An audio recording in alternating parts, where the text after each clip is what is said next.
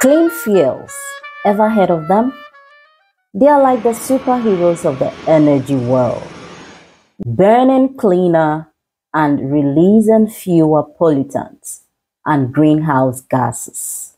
These fuels are the environment's best friends, often coming from renewable sources. Now let's talk about clean cooking.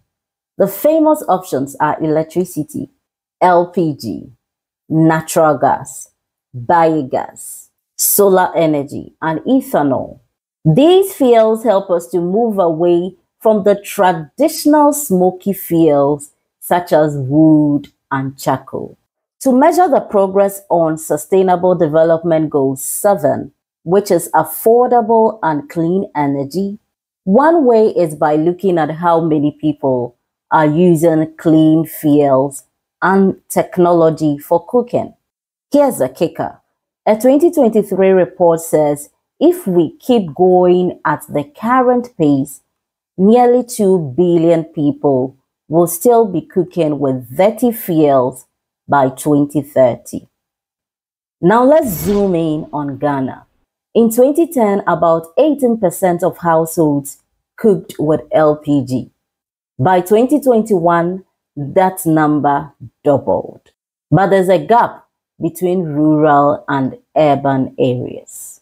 The breakdown by region shows that most people use LPG in the Greater Accra region, and that is about 68% of the people, while Northeast lags behind at just about 4%. Interestingly, the proportion of households using electricity as the main cooking fuel has declined slightly from 0.5% in 2010 to 0.4% in 2021, even though the use of wood and charcoal has dropped by 31 percentage points over the past 2 decades. It's still the main cooking fuel for over half of households. Increasing access to clean cooking fuels in Ghana faces significant challenges. Economic factors are a major hurdle.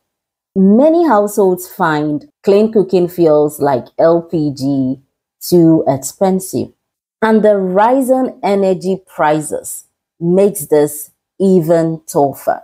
Cultural practices also play a big role.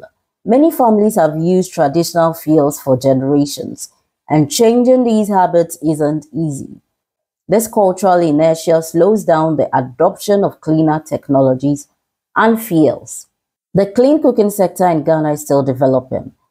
There's limited infrastructure for distributing clean cooking technologies, with few local manufacturers and supply chain challenges, especially in remote areas.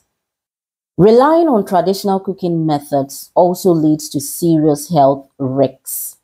Indoor air pollution is a silent killer, causing thousands of premature deaths every year.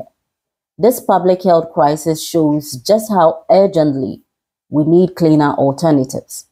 But the transition is slow because of all these barriers. What's the solution? It's like solving a puzzle.